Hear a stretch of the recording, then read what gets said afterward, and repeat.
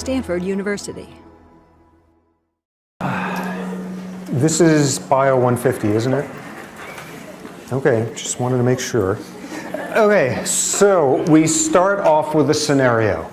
40-year-old guy, quiet suburban life, married, 15 years, 2 kids, 3.5 dogs, everything's standard, everything's going wonderfully. And one day, out of nowhere, he punches somebody in the face at work.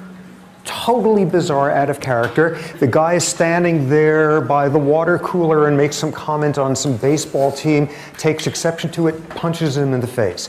Utterly strange. Things are quiet. 3 months later, his wife of 15 years, happy marriage, discovers he's having an affair with a 16-year-old checkout kid down at the Safeway. Really weird. Then 3 months after that, he absconds with all the money at work, embezzles it, disappears, and is never seen again. 3 possibilities. First one, this guy is a truly deep creep.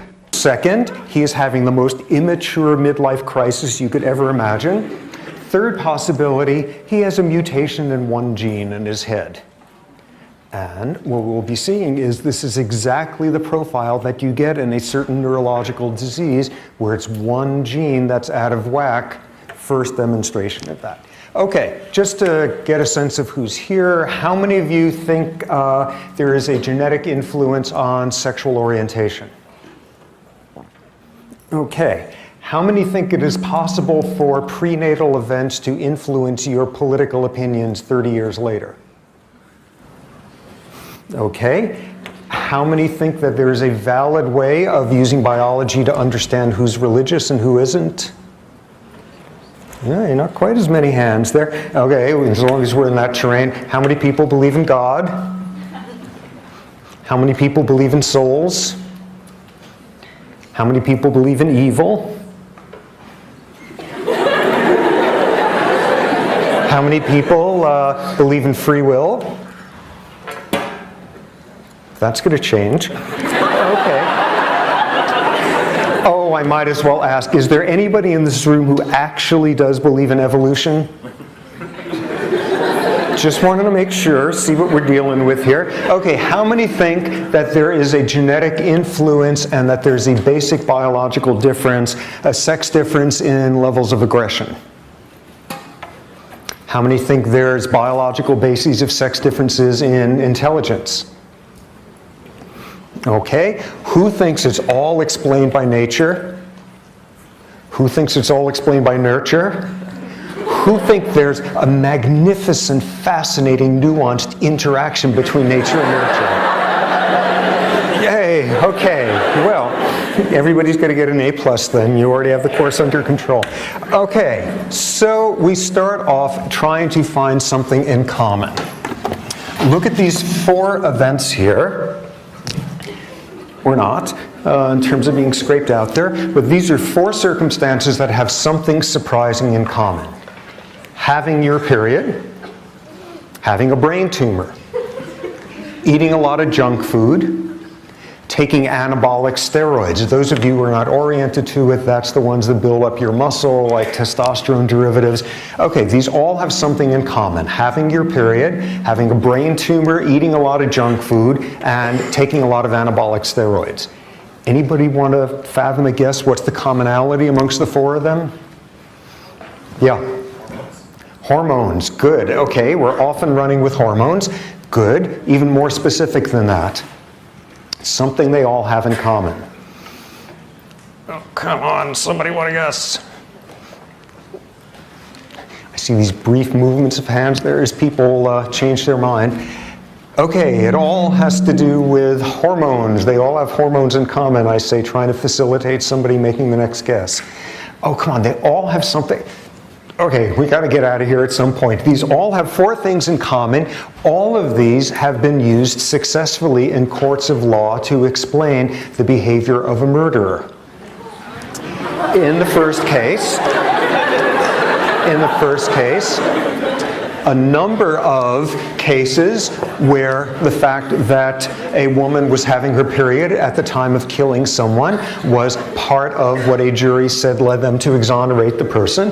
A literature showing that a disproportionate share of female aggression comes around the time of menses. Next one, there is an area of the brain you will know oh so much about over the next 3 months called the amygdala that has something to do with aggression and has something to do with fear. And you get a brain tumor there, and in a number of cases you get someone who is uncontrollably violent. And this has also been used successfully in a court of law. Junk food. Any of you who are San Francisco history buffs will know 20 years ago, 30 years ago, Dan White, a disappointed office seeker, assassinated the mayor of San Francisco along with Harvey Milk. And as part of his remarkably successful defense for a double murderer that led to a remarkably short jail sentence was the famed Twinkie defense. The argument that his addiction to junk food caused wild fluctuations in his blood sugar levels, which caused him to do that. Finally, anabolic steroids. Any number of cases of people having uncontrolled violence arguing because they were weightlifters in a wildly abusive range of taking this stuff had something to do with violence. Put all 4 of these together and we get the first of the 2 points of this entire course, which is sometimes the stuff that's going on in your body can dramatically influence what goes on in your brain. Second critical point. Tonight, when you've settled back down and you're ready to go to sleep and you're nice and relaxed and your heart's beating nice and slow, think the following thought. You know, that heart isn't going to beat forever.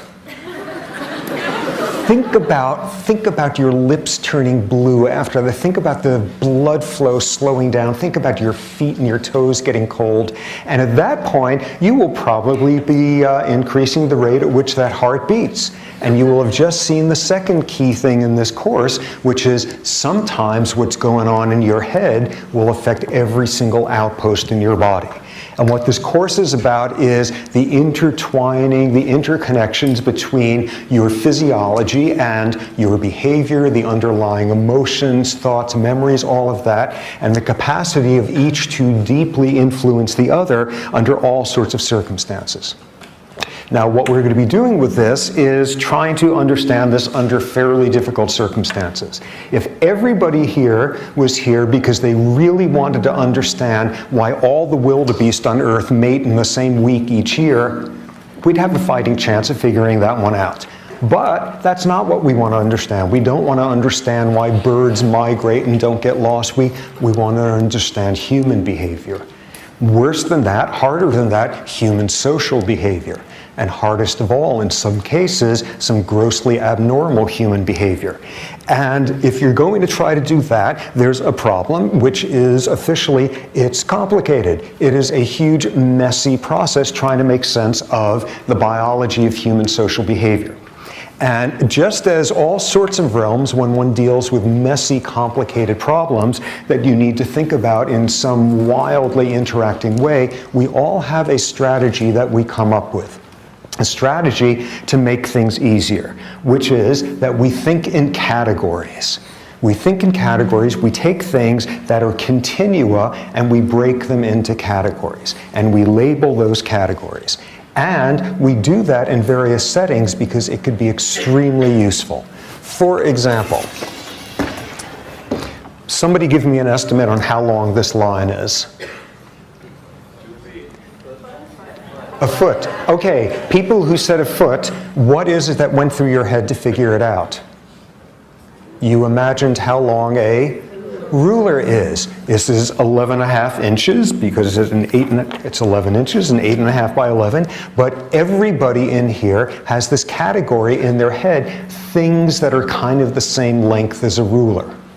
A continua of lengths, and there's a category for that. Suppose I'm telling you I have some friend who's a runner, he runs the mile, he's incredibly fast. In fact, he's one of the best runners in the country at this point. How fast does he have to have run the mile or better for you to be deeply impressed?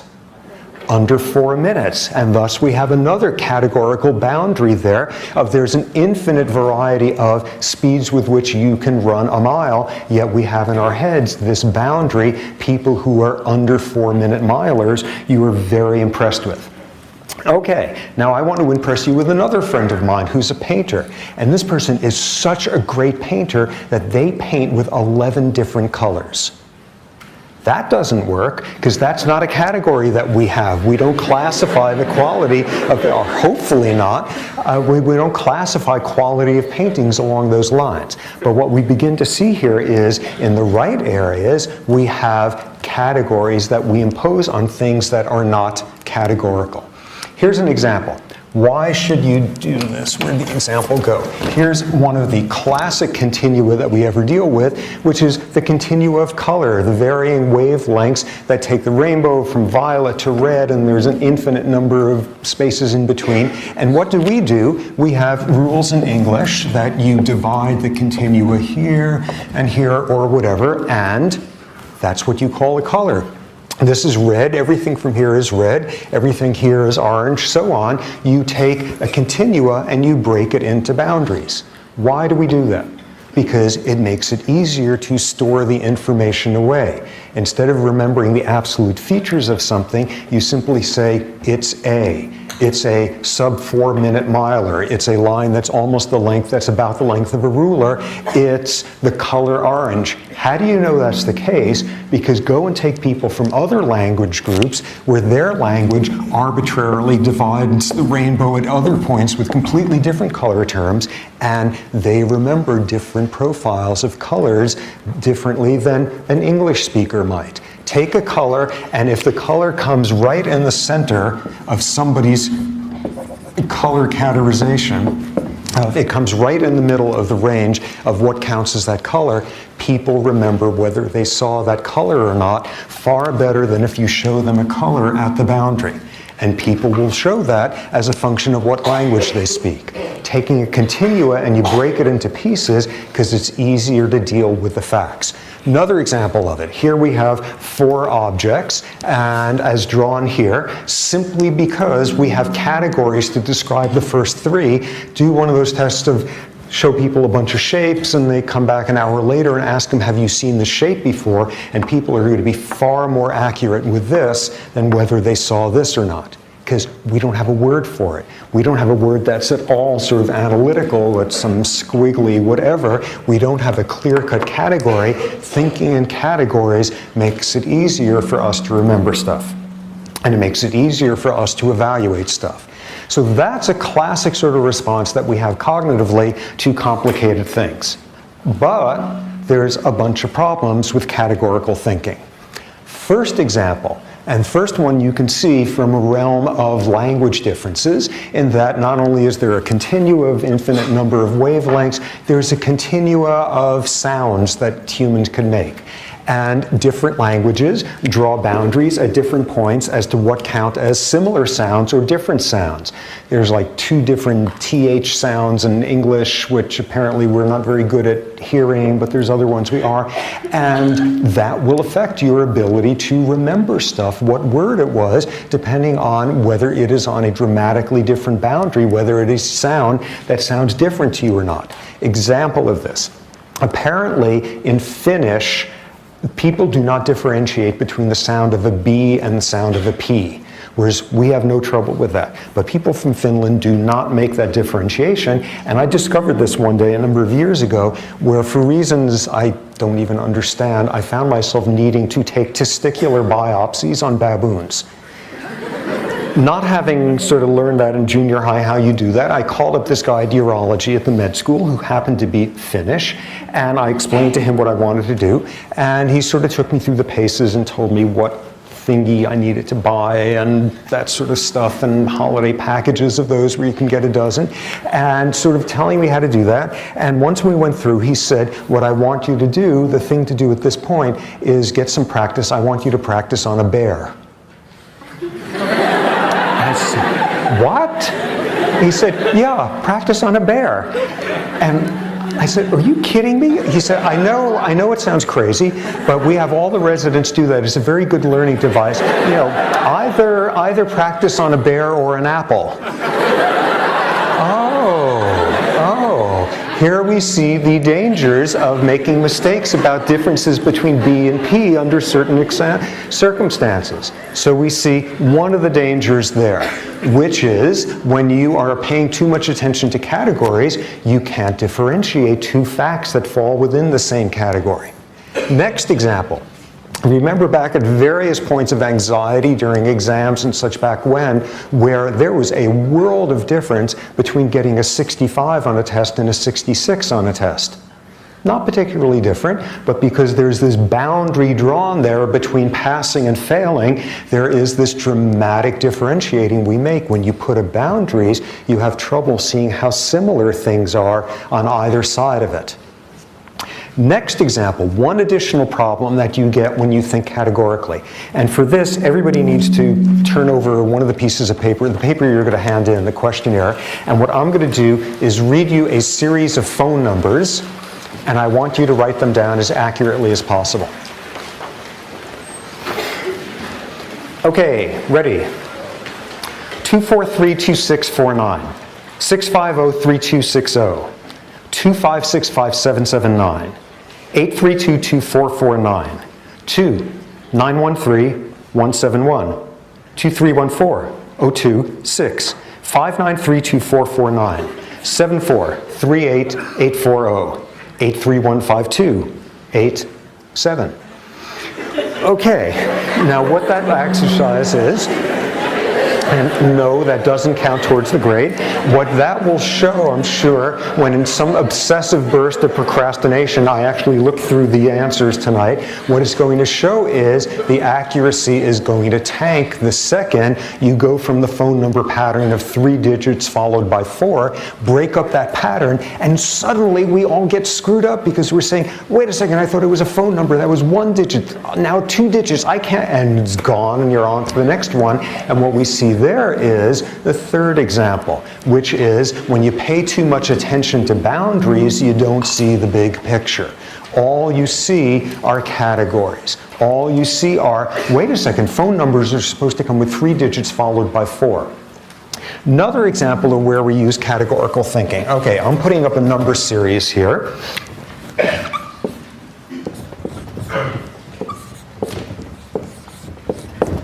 Okay. Oh my God. Okay, what's the next number in this series? And why? 42. How come? Plus 10, plus 9, plus 11, plus 8, plus 12. Okay, so we're kind of oscillating all over the place there. Okay, so that's as valid as anybody else's. Who else has an X number in line there? What's that? 45. How come? You're having 1 up, 2, 3. Okay. Are you going to take that? 45. That's very... Okay, what else? Let me make it a little bit easier here.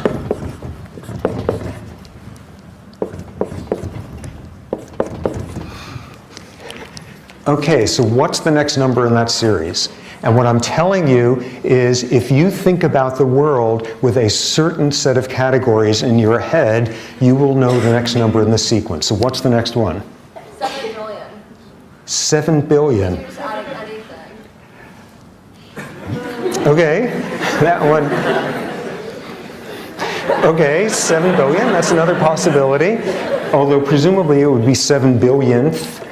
Anything else? Any other guesses here as to what happens next? 4th, 14th, 23rd, 34th. What's the next one in the sequence? Yes? 44. How come? Well, it's looking like you're just kind of going up like plus 10 in the tens column, but then when you're doing 2 fourths, and then the third number will be a third. Okay, but remember, it's got to be 44th. What's that? Ordinal, cardinal, whatever it is. What? 42nd. How come? Subway. You were right! You were right! Anybody who is a New Yorker will know what the next one is. These are the subway stops. And you get a bagel with cream cheese. Can you pass it back? Just head it on back. Yay. So you get New Yorkers, and while everybody else is thinking logical things like 43 and 41 and 45 and 7 billion and all of that, you've got this whole world of dividing numbers by subway stops. We think in categories. We think in categories, but as you just saw, there are these problems. First one being, when you think in categories, you underestimate how different two facts are when they fall in the same category. When you think in categories, you overestimate how different they are when there happens to be a boundary in between them. And when you pay attention to categorical boundaries, you don't see big pictures. Now, what our goal in this class is going to be is think about this big, complex issue of the biology of behavior without falling into thinking in categories. What do I mean in this regard, thinking categorically about a subject like this? There's some chicken, and the chicken is standing somewhere, and there's some rooster over there that does some sexually solicitive, exciting thing for the female, and in response to that, the female picks up and goes running over to the rooster, and thus we have our first behavioral biology question here: why did that chicken cross the road to get to that rooster? So you could answer that like an endocrinologist and say, well, the female had certain levels of estrogen in her bloodstream which made this key hypothalamic areas responsive to the stimulus. Or you could answer it like an anatomist of saying, well, because the fulcrum of her pelvis or whatever it is chickens have that allow them to run. Or you could answer it in the category of an evolutionary biologist that over the millennia, chickens that didn't respond to sexually solicitive gestures from males left fewer copies of their genes, and there's all these different categories that we can use to explain what's going on. All of these different buckets which begin to pull you towards all of the problems we just saw. Having trouble telling how different or similar two facts are, having trouble seeing big pictures, overemphasizing the importance of the bucket you happen to live inside of. And thus, suddenly, everything about this behavior is explained by a gene, a neurotransmitter, a childhood trauma, a living inside one bucket.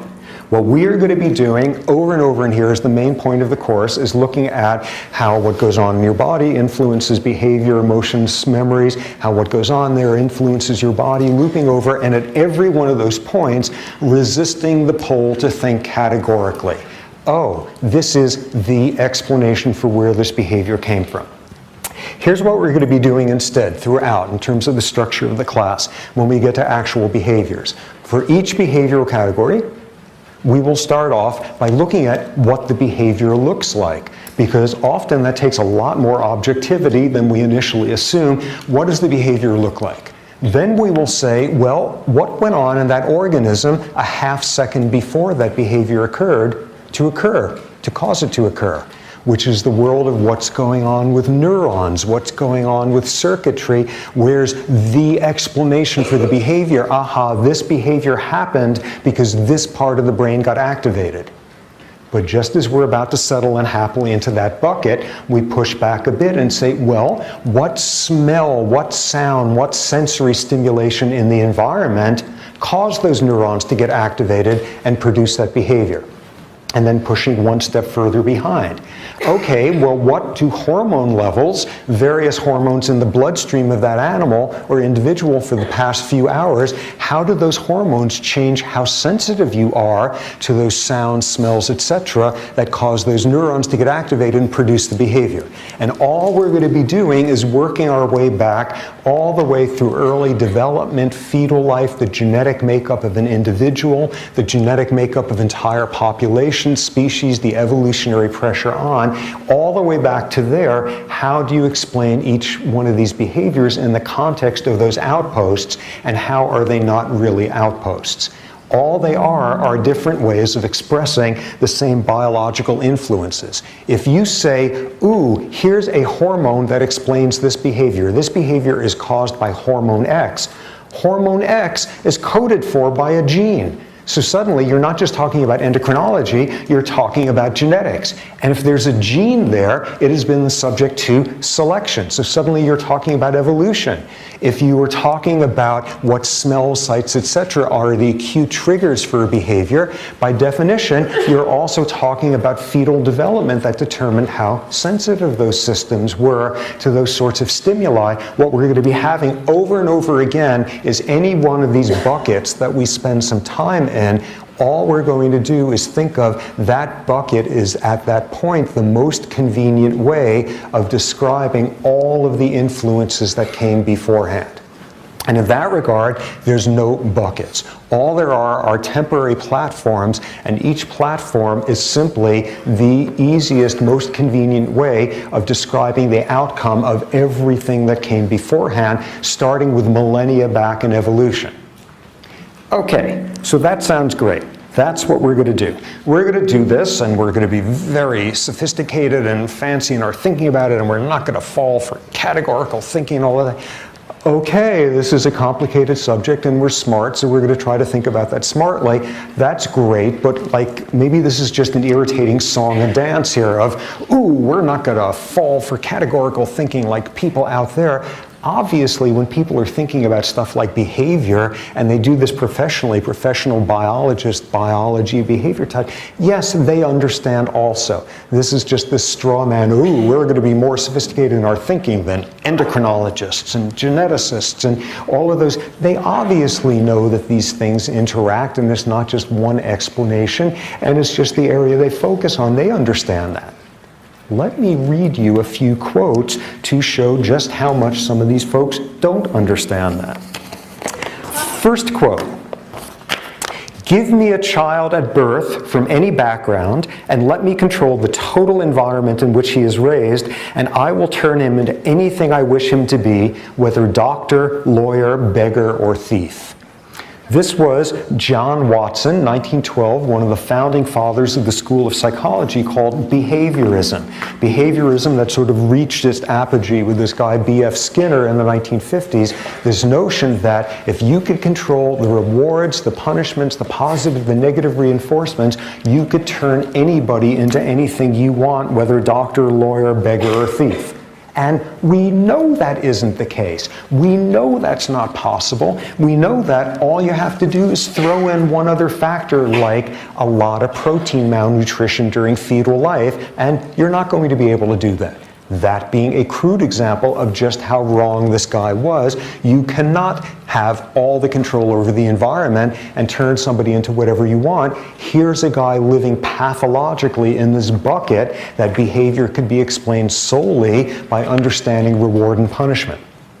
Interesting factoid, this John Watson guy, shortly after that, he was driven out of academia for a wild scandal that he was involved in, and he spent the rest of his career apparently as an extremely successful advertising executive.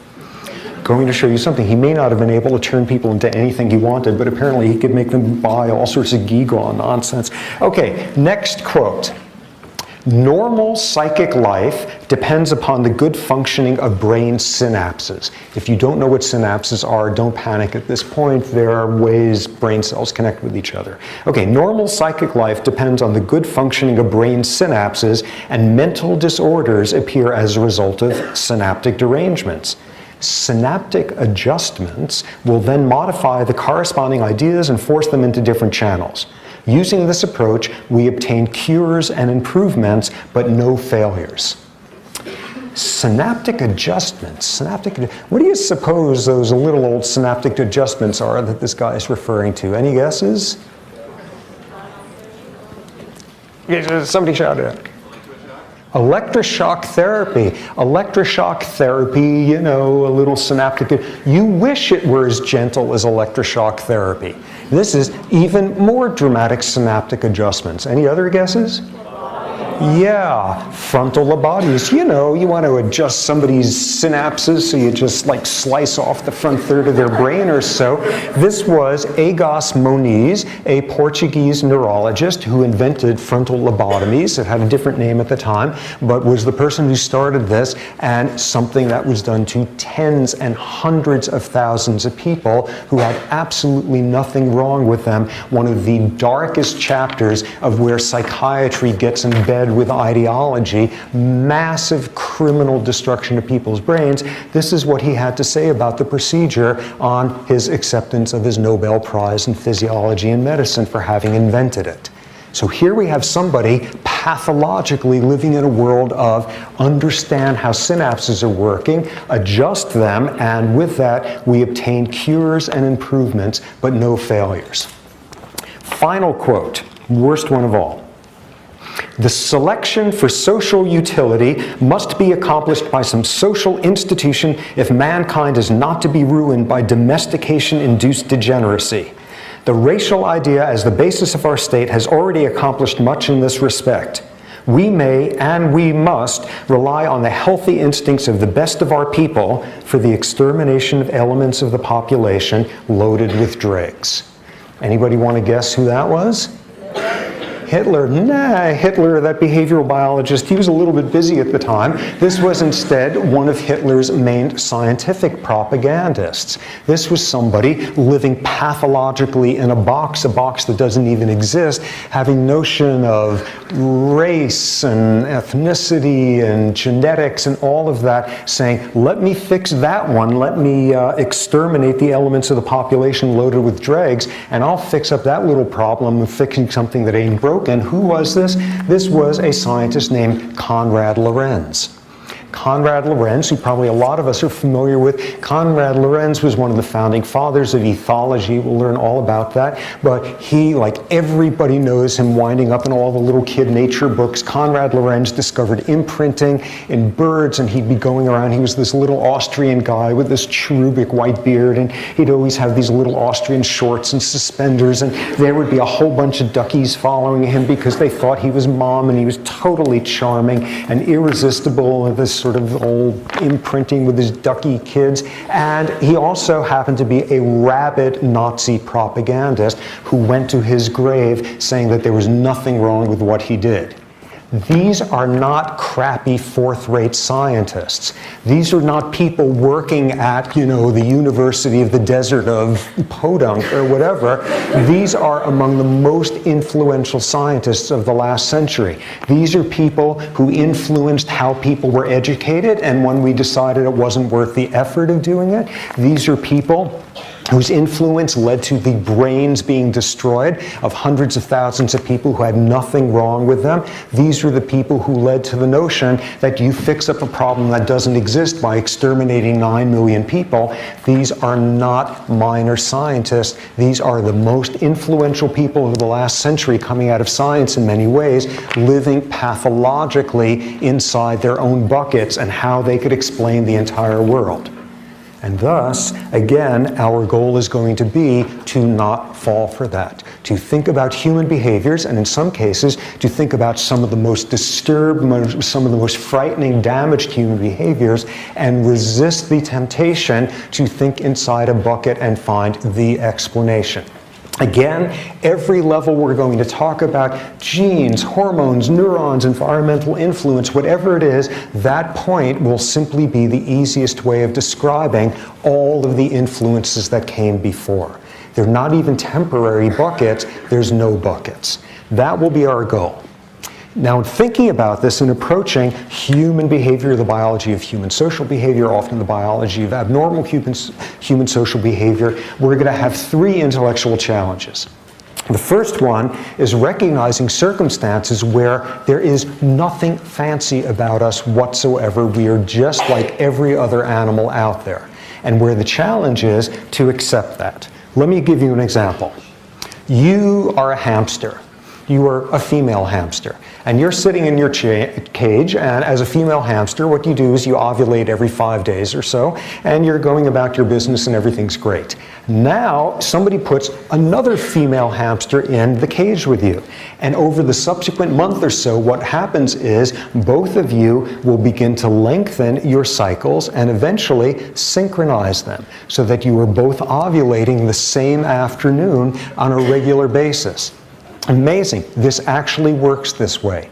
And menstrual ovulatory synchrony, people understand how this works in hamsters. It is done with olfaction, with pheromones, with chemical airborne signals from one female to another. And you can prove this by electrically recording from olfactory systems, or if you don't have much funding, you could take like a paper clip over the female hamster's nose, and she doesn't synchronize then. It's all done with olfaction. And what's most amazing is you put the two females together, and there's a way of disrupting it.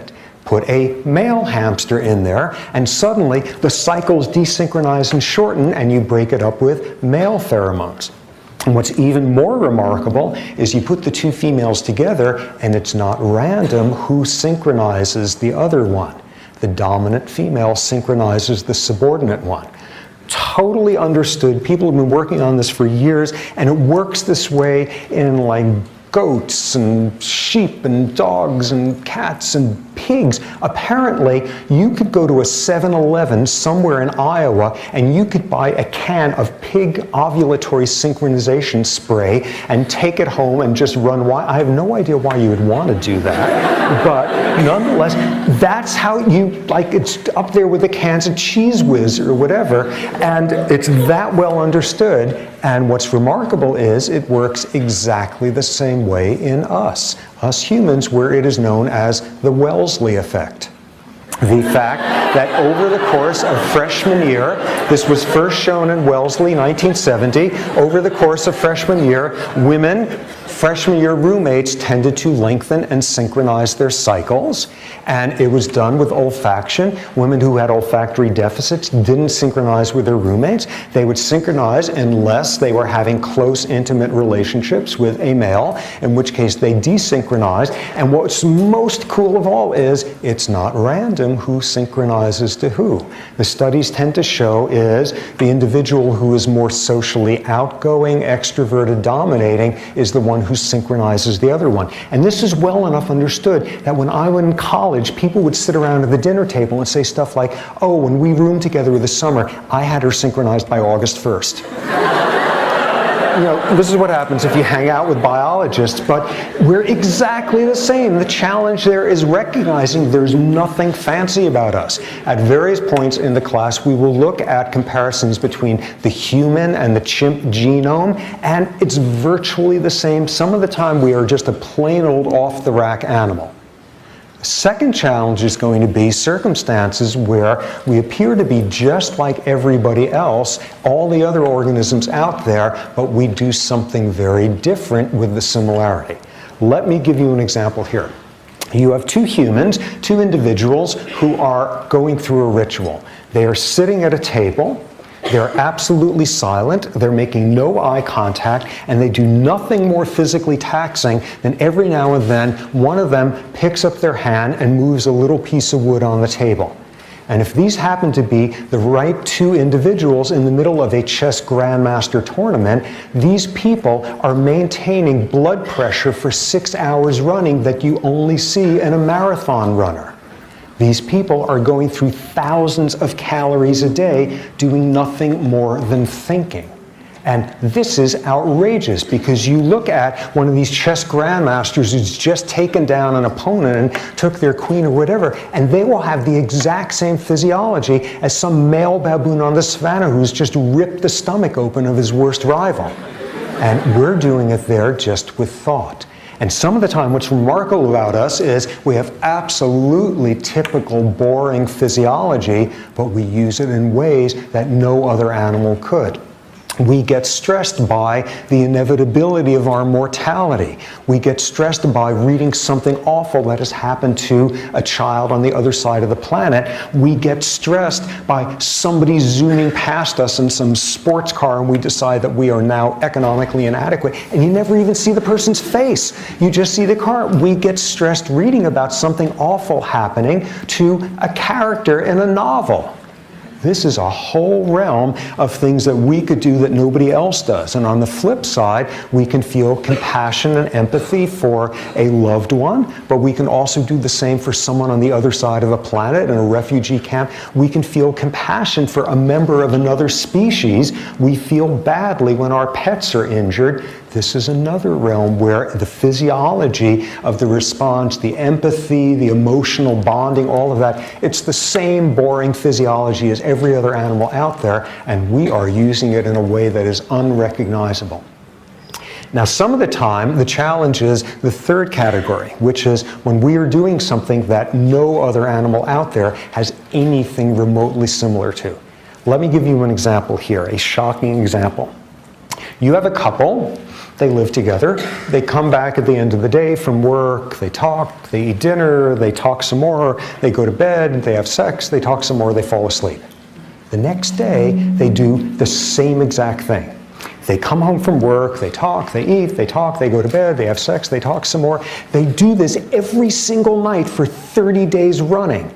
Hippos would be repulsed by this because hardly anybody out there in the animal kingdom has non-reproductive sex, let alone day after day, and nobody else out there talks about it afterward. And what we've got here is a whole novel domain of human behavior, language use, aspects of our sexuality, this profoundly damaging human uniqueness of some individuals confusing aspects of sexuality with aggression. In some cases, we are going to be out there on our own trying to understand what's up. Okay, so that will be the general strategy for the course. We will resist categorical thinking over and over and over, not just because that's cool and nuanced and subtle and all of that, but fall into categorical thinking and you can do unspeakable damage in a realm of science that makes a difference. We will do so thinking constantly about ourselves as a boring species just like all the others out there, as a species that has the same boring physiology but uses it in ways that are unrecognizable, as a species that does some things that are simply without precedent out there, and constantly struggling with what does biology have to do with it. Okay, general structure of the course. The first half of the course is going to be an overview, an introduction to the various buckets, the various categories. And what we're going to go through is understanding sort of an introduction to evolutionary theory, an introduction to what molecular genetics has to do with behavior, behavioral genetics, ethology, the brain, endocrinology, each of these buckets, and you know what happens next, which is in the second half of the course, we will look at specific behaviors and in each case rip apart the buckets. And in each case do the strategy of what does the behavior look like? What happened a second before, the world of neurons, what happened with the sensory stimuli that trigger those neurons, etc., all the way back to the evolutionary selective pressures. So the first half of the course is going to be the introduction to the buckets. And I will tell you right off the bat, it is a total pain in the rear. Because what we're going to be doing is, like every 2.5 lectures, just when you are getting the vocabulary down, we're going to jump to a completely different bucket. It is going to be dizzying and unpleasant and all of that. And then second half of the course, oh, the rewards finally come, of then putting all the pieces together, looking at individual categories of behavior. Sexual behavior, aggressive behavior, parental behavior, schizophrenia, depression, personality disorders, language use. In each of these cases, what's going on a second before, what's going on 10 million years before, where do all these buckets disappear in the interactions? So that's going to be the strategy for the course. Something critical about how the course was designed is it's got no prerequisites, because I really think this is a subject that everybody on earth should be forced to learn about at gunpoint, and thus, it's a good thing, I think, to have this not be one of those upper-level bio classes. Let me just get a sense of who's here. How many of you are bio types, bio majors? Hum bio, psychology, anthro. Are there any English lit grad students in here? Yeah, okay. Good for you. Thank you for coming here. See what you think in 3 months, but nonetheless, the class has been designed explicitly to have no background whatsoever. How are we going to do that? We're going to do the usual song and dance of weekly sections and reviews and all that sort of thing. But in addition, during this first half of the course, when we're jumping from category to category, we're going to have each week additional sections, a catch-up section, which is for people who have no background in that area, getting you through the basics and getting you up to speed so that you will be able to then know what's up during the lectures. So those will be posted. The first one of these is, let me make sure I've got this. Yes, it will be this Thursday at 7:30 in the room next door. And this is going to be the introduction to evolutionary theory and getting you ready for what will be the evolution lectures Wednesday and Friday of this week. If you don't have a strong background, go to these catch-up sections. The TAs who will be giving it are really expert in those areas, lots of background, and this will be your chance to catch up. Look through the handout. I think I have a bunch of terms there or something where if you're not terribly familiar with those terms in some discipline, that's a sign that you should probably go for some of the catch-up stuff. If you really are just doing this, sort of being very adventurous with no background, if you can take it pass-fail, that will take off a lot of the pressure as well, because you could then actually pay attention to stuff here.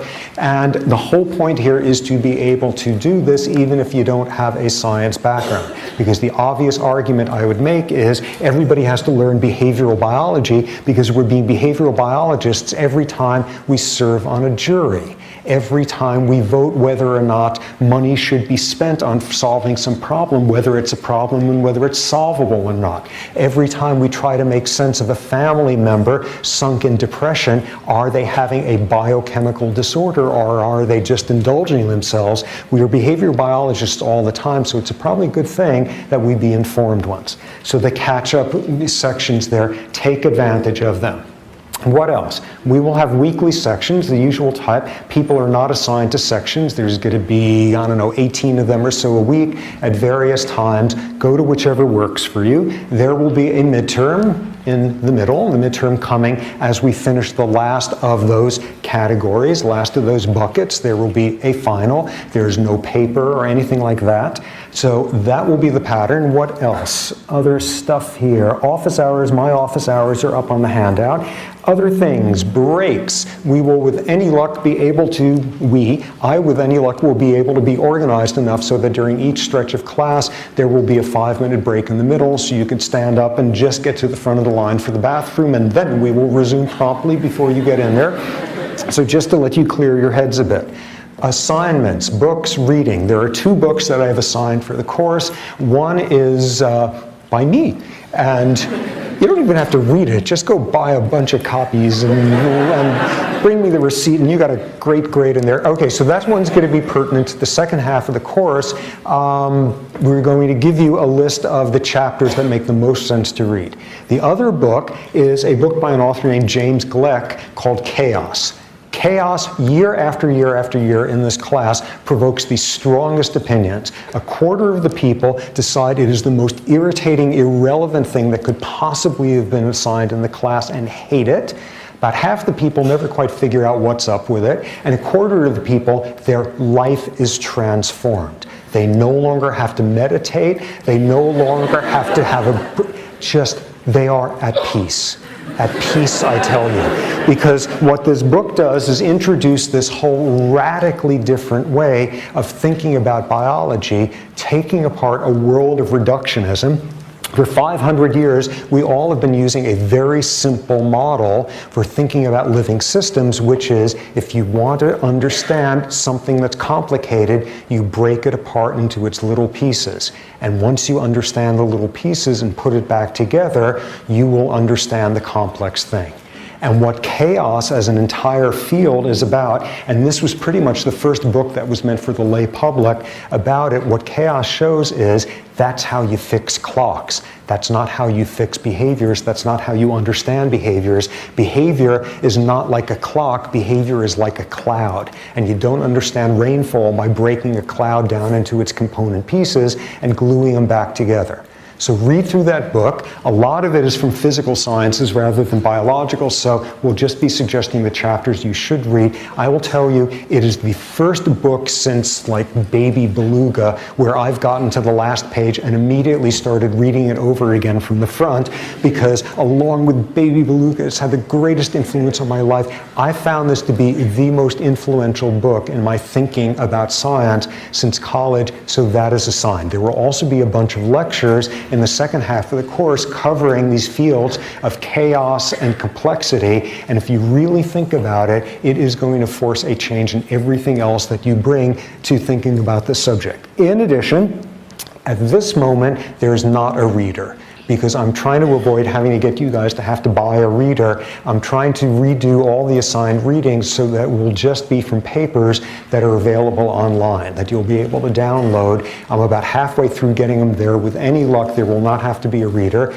but if it does exist, it's not going to be big. It won't be terribly expensive, but there will be a bunch of readings online to download, and it will vary. In some cases, it will be reading the whole paper. In some cases, I'll be suggesting you just read the abstract. In some cases, it will be to understand what's happening in the paper in detail. In some cases, this is an example of how people in this bucket think about this problem. Just read the abstract. So all of that will be assigned and made clear. What other stuff? There's going to be a huge amount of information online. The coursework is going to be set up for the class. There will be copies of the handouts.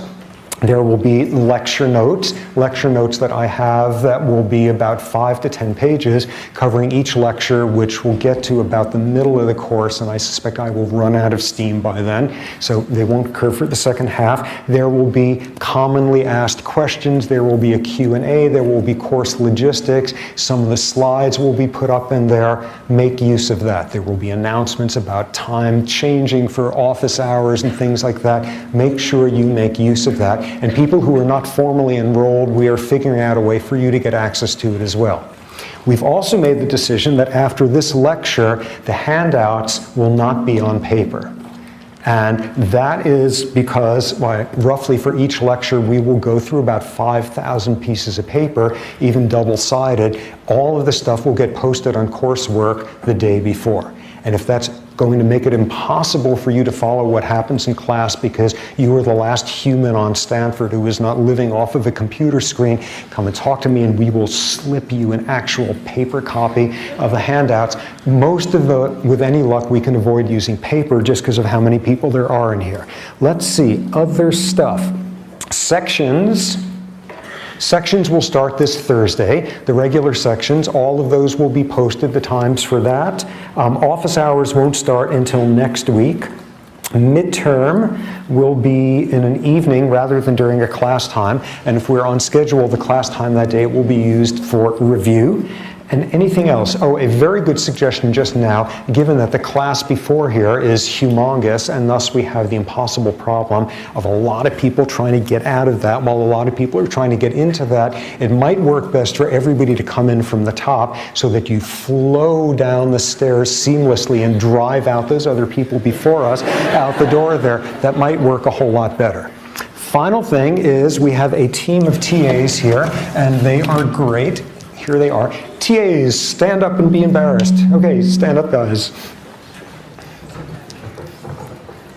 There they are. There's all but one of them who is in transit. There they are. These guys are great. They have either taken the course before, in some cases they've TA'd the course before, they are grad students in various of the bucket specialties. I would strongly suggest taking advantage of the sections. What will evolve after the first few weeks is there will be the regular sections going over the course material, sort of in the usual way. There will also be more advanced sections for people who have stronger backgrounds. Take advantage.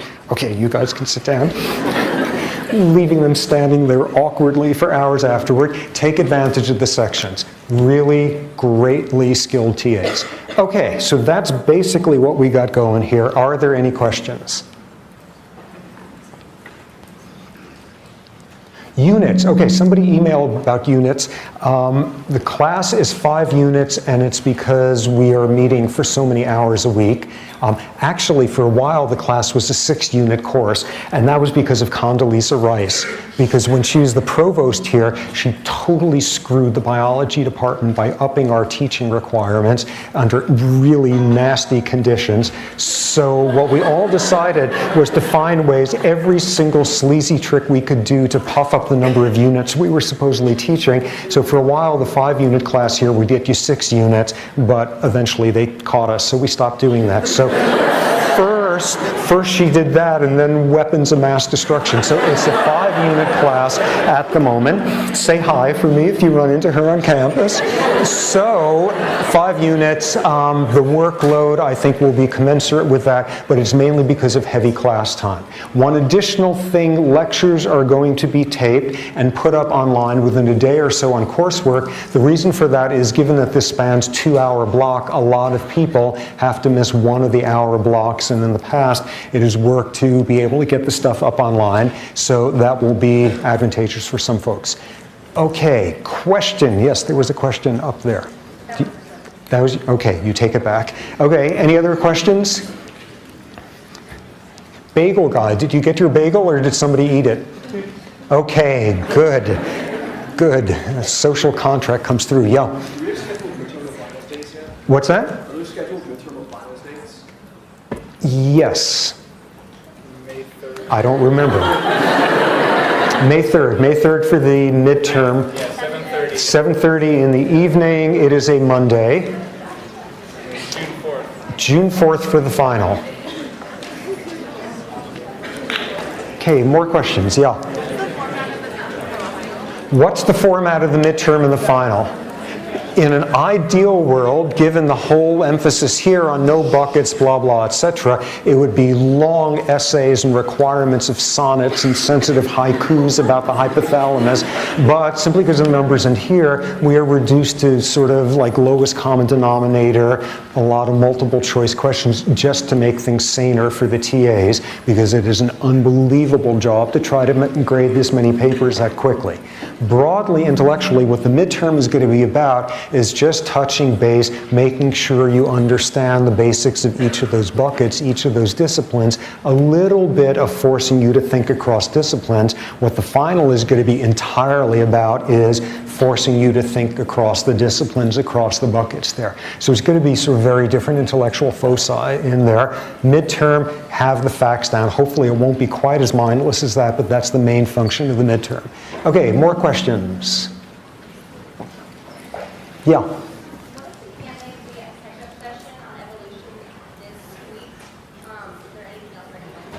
Okay, TAs, did you guys decide to videotape the catch-up section?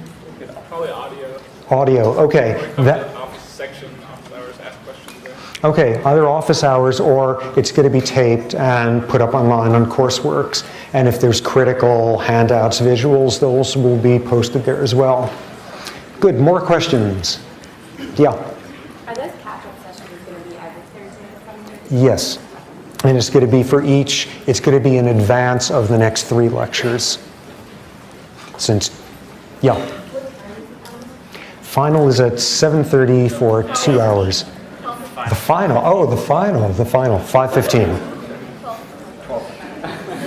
12:15.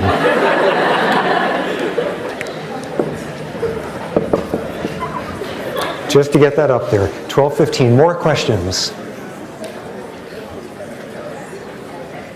Any are? For more, please visit us at stanford.edu.